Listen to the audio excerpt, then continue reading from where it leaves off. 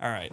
How do you want to intro this? Gone with the Wind is a bad movie about bad people doing bad things. I have a rant ready. Oh, good. You prepped I one. wrote this. Oh, shit. It's long. I mean, oh, shoot. Hello, everybody, and today we are going to be talking about Gone with the Wind. I am your disheveled goblin host, Daniel Green, and here is your valiant disappointment, Noah King. How did you know what my dad calls me? I have a bit of a rant prepared. I was watching this movie and just opened my notes and was like, I need to get this out of my chest. And Noah, you've given me your blessing to do this rant. Please go ahead. Ben, if you would please make it classy. Gone with the Wind. No, I don't dislike this movie because I disagree with its messages, which I do. I can appreciate cinema. I did say do.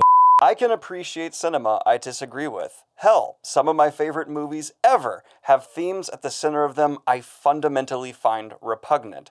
I can even praise movies I do think are bad. That being said, I still consider this movie to be one of the least enjoyable films I have ever seen. The movie literally starts talking about the death of gentleman culture in the South. It establishes its themes with a title crawl promising an example of said culture with wit and manners. It follows this up with some of the most blunt dialogue I have ever witnessed. There is no clever subtext or doublespeak to what people are saying. Instead, everyone is stating their thoughts and feelings like a walking caricature of a human being. The main character at the heart of this story, Scarlett, is a self-obsessed widow who, after her husband is married for no real reason, is more perturbed by having to wear black than the actual death of her husband.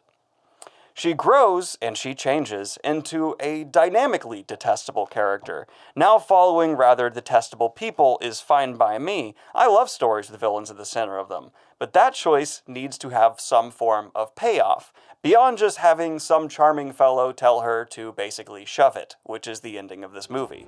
Red, you go. Where shall I go? What shall I do? Frankly, my dear, I don't give a damn. Here is the concession I will make. I can understand liking this movie. If you have an interest in dramas of a certain kind that certainly are not my taste, I get it. And I hope you can understand where I am coming from when I say this movie is a miserably, uncomfortably racist example of Confederate glorification, relying on people saying things like, don't judge a movie for the time it's made, devolving into arguments like, back then people just believed different things, discounting the millions of enslaved people who certainly did not believe those things, and are portrayed as offensive caricatures in this movie. Gone with the Wind is a technical masterpiece with a massive budget that did a lot even with that big budget.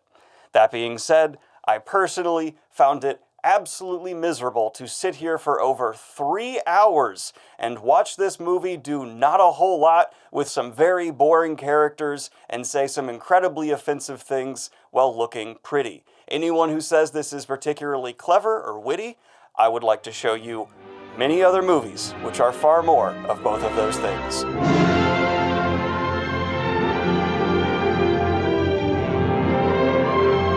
I mean, one thing that we have to take into consideration is that it is based off of a novel. Yeah. And that novel is 1,000 pages, which is exactly how this movie feels. It feels like watching a 1,000-page novel.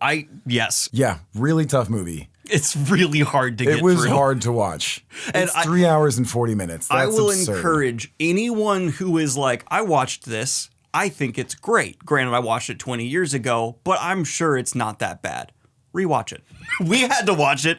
You rewatch it. Could you give us a pitch of what exactly this movie is and what the story is for, I imagine, quite a bit of our audience who actually hasn't seen it and doesn't know? Because this is not a movie that, like, there's a lot of movies that are in the top 10 that everyone ends up seeing. Surprisingly few people have seen this one in the modern era. Yeah, I don't know. Basically, Scarlett is what? The heiress to a plantation. And she needs someone to marry her, but no one really wants to marry her. And then she gets upset. She has like a pity marriage, and then that dude dies. And then she's chasing after Rhett Butler, right? Yeah, but a Rhett married Butler, man. a married man who's not interested in her. And then they do eventually get married. Rhett goes off to war, witnesses the terrors of war, comes back, and is kind of defeated by all that. And in the meantime, Scarlett has what? Tried to pay back the taxes on the plantation that has been shut down. It is all just as enthralling as it sounds right now. Yeah, am I selling you on this yet? No? Okay. If it helps, it's really pretty and there's some phenomenal sets. But will you agree with this? This movie actually did change how I view something I've always said about characterization. I've always said you can have evil, bad characters that can be your protagonist as long as you're aware of it in the narrative, and it'll still be enjoyable because that's a good way to handle it. This is the first time the movie's fully aware Scarlet sucks. But it really? I think it is. Because I don't know about that. There's so many points where she's doing stuff that's so overtly terrible. Like when her husband dies and she's like, but I have to wear black. Yeah.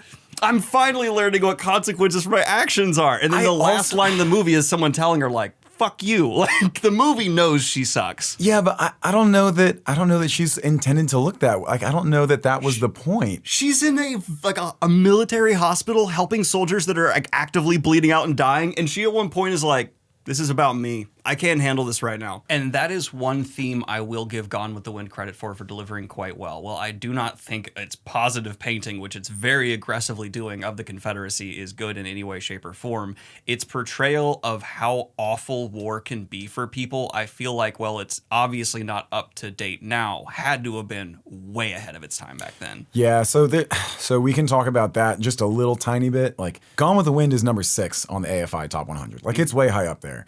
And there, it has a counterpart film, like a sister film called Birth of a Nation, which is from around the same time and around the same themes, but it is way more a glorification, if you can imagine that. Like, it is a far more glorification of the South and the Civil War than even Gone with the Wind is. And I think in many ways that's one of the reasons that Gone with the Wind ends up on the list at all, let alone so high, whereas Birth of a Nation is straight up. It's kind of like... oh God, I'm blanking. But what's that propaganda film from Germany during World War II? The one that's actually praised as being like, it's really amazingly well done, but it's not. Yeah, propaganda. Right. That they study all the time, and then there's that movie, which I can't think of, and also has a name like Birth of a Nation or Truth of a Nation or all something. All the same fascist It's all the same bullshit. Yeah. That's kind of our version. So, okay, and I will say, like, there's obviously things well handled in this movie. There are reasons it's in the top 10. I think we're both willing to admit that. It's just, this is a show that's about our personal preference, and I think I'd rather get a vasectomy again than watch this again.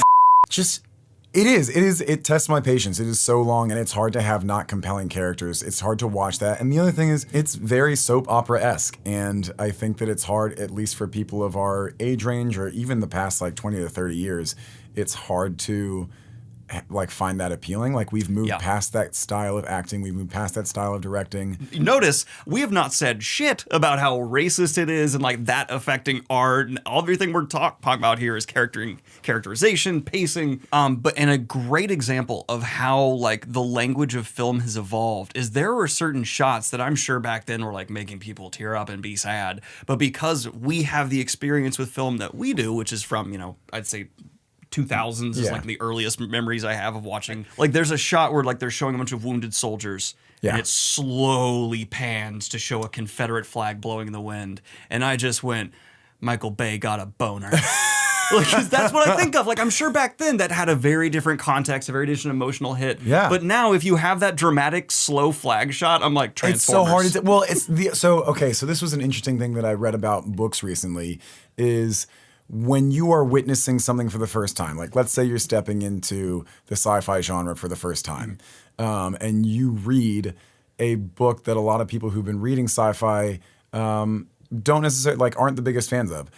That's not necessarily because that book you're reading is bad, but maybe it's leaning too heavily into tropes and stereotypes and all of these things that are great the first time you see it. The first time you see any of those things, it's incredible. And you're like, wow, I've never experienced something like this before. So when you watch this, which really does have a lot of firsts and do a lot of things really well, it did it the first time and people probably were responded to that very emotionally. Yeah. But now it has become a trope. Yeah. It is so hard to see those things currently and take them without seriously. Without laughing at them. And that's, I think that's part of it. Is there's so much more history of movie now from 1940 to 2022 is 2023. Yeah. 83 years of movies, for tropes to sort of, be made fun of. And I think a lot of my anger, this could sound so dumb, it just comes with how slow it feels watching it. Yeah.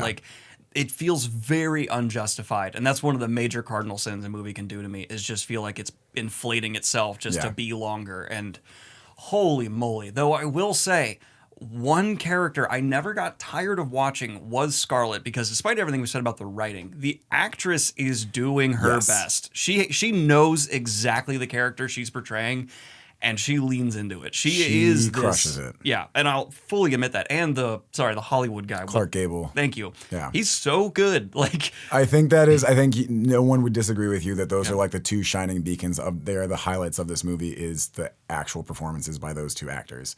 There's a lot of.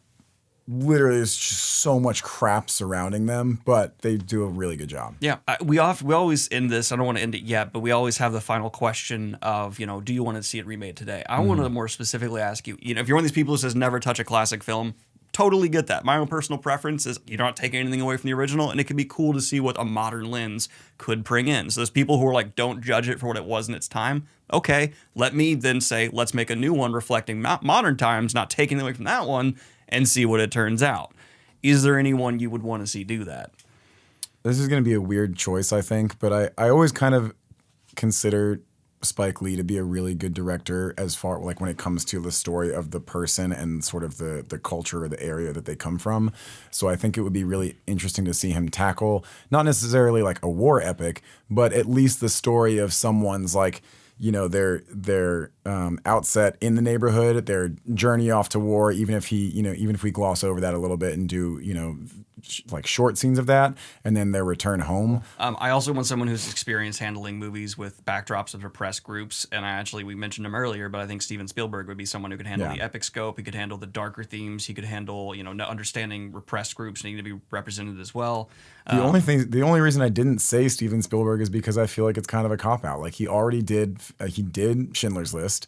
He's already so well represented on the list. Like he's fantastic. I want to see someone new. Like I've already seen his war epic. I know that he can do that well. I want to see someone else. It'd be really interesting to do the American Civil War story with a foreign director and how they're taught about it and how they think about it. So like having someone who's just not an English speaker, even maybe when they were like natively. Who's the guy who did Roma? Alfonso Cuarón. Alfonso. Because I feel like if you add an American director, you kind of can't have a non-biased opinion on this. I think that's a really interesting point. I just feel like the Civil War is too far back. Like I think it's really fascinating when you have a foreign director do something that we kind of associate as like an inherently American affair, but they still lived here or had family who lived here, and so they're getting like a different lens on it. But the Civil War is 150, 170 years old. Yeah. I think that might be too far.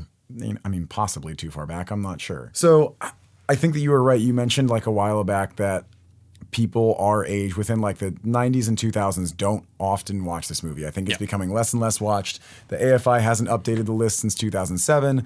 And that alone is interesting. And I don't know why they haven't updated it. So a lot of people haven't watched this. And some of the things that I was reading about the people who have not watched it were like, but I've read a lot of this stuff. I've seen a lot of these things that say that it glamorizes racism, or it glamorizes the Civil War. It glamorizes rape. There is a marital rape scene in the movie, and that is like, it's really weirdly shot, and it's hard to like look at that. And so this is a question that has been asked 1,000 times of things of this nature, which is like, yeah, it does do all those things, and that's not great. But like the more you ignore those kinds of things, like art is always a reflection of society at the time, and movie making is certainly a form of art. And so it would be, I feel like, almost irresponsible to not watch things like this if you want education, if you are curious about society and how to sort of prevent. Or just like take a look at yourself, be self-reflective, like look at where your society was and where you are now and how much have we changed. Like, is it important in that light, or are there better things that we can be watching? And this is where we're going to have to get overtly political. Feel free to click off. And I think this is where it's just a problem with audiences, because I think there are a lot of people, most educated people, will watch this movie and understand the scene where they have the guy from the North being like, you see, I'm your friend, black people, and therefore you should vote like the Yankees. And it's like just clearly trying to paint this message about what the North really wanted. They didn't care about black people and stuff like this. Like getting into that kind of just really subtle propaganda that's followed up almost immediately with like some free black men. And she like shoves them aside like, how dare you be this undignified? Like, it's so bad. And it's the movie is framing it as like, oh yeah, these are the way it was, when obviously anyone who's educated knows that's not the way that it was. And so there are people out there who will watch this movie and they have rose-colored glasses for society. They buy into like the gentleman myth that existed, and they'll see that like marital rape scene and they'll be like, you know, it's a different time. And it's like, no,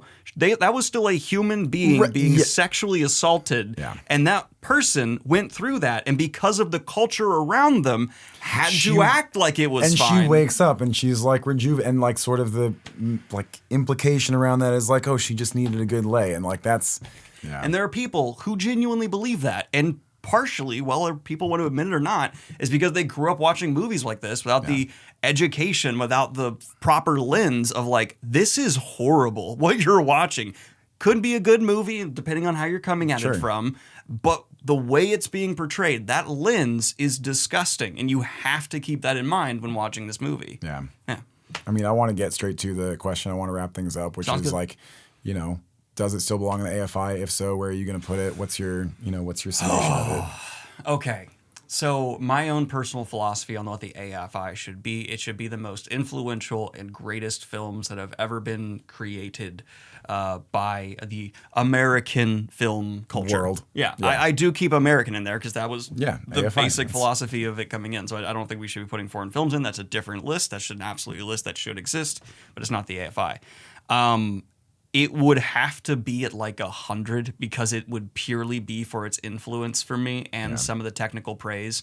But because I just find it so fundamentally flawed in so many other capacities, I probably won't end up putting it in my top 100. Yeah, I don't want it. It's not enough for me. I think that it is comically high up currently. And I think we kind of took some flack for this on Citizen Kane. Like, I don't think we maybe appreciated that enough or something. But there are so many firsts here. It definitely has a lot of achievements, but it's not significant enough of a film. And I just think that there are other movies that you could look at that do it better. And that even like, I mean, shit, Wizard of Oz is directed by one of the same directors who did Gone with the Wind. And that has a lot of huge technical firsts in it as well. Like, and that's on the list, so why not keep Wizard of Oz? I even want to, so our follow-up question would be like, should we see it remade today? I just think no, because I don't find, everything that's impressive here is the technical achievements for me and some things along those lines. I think there's some interesting ideas touched on, but not thoroughly explored enough that like I have, in my actual answer to the theoretical before, if you had to choose a director, my actual answer to those, I just don't think it should be remade. I see no value in remaking it.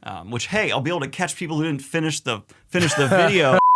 Noah, speaking of next up, tell them what we're going to watch. We are going to watch The Maltese Falcon next. Another one of my favorites, detective noir film. I mean, hard-boiled egg detective. It is super fun and 2 hours shorter than Gone with the Wind.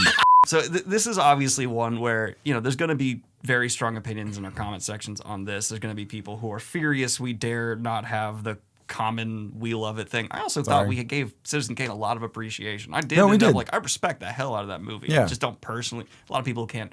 There's a difference between my personal enjoyment and my technical appreciation. God for what it's it. worth, the more that I look back on it, the more I enjoy it. But it was definitely it had a harsh first viewing. Yeah, I actually am interested in rewatching Citizen Kane. I'm not interested in rewatching this. And you know what? I think that says all there is to say about this movie. I'm more interested in rewatching Citizen Kane, which does a lot of the same things, than I am in rewatching Gone with the Wind. This movie, I want to make it clear, all the positives I said are still in place. I get whatever you're putting in your comment right now. I get it. Nah, stop hedging yourself. Just go for it. Okay, I'm going to stop hedging myself. This movie's garbage and no one should like it, and there's zero redeeming quality. This perfectly encapsulates my opinions on Gone with the Wind. It is what it is. It is what it is. And you hate that phrase. Uh-huh. It is what it is.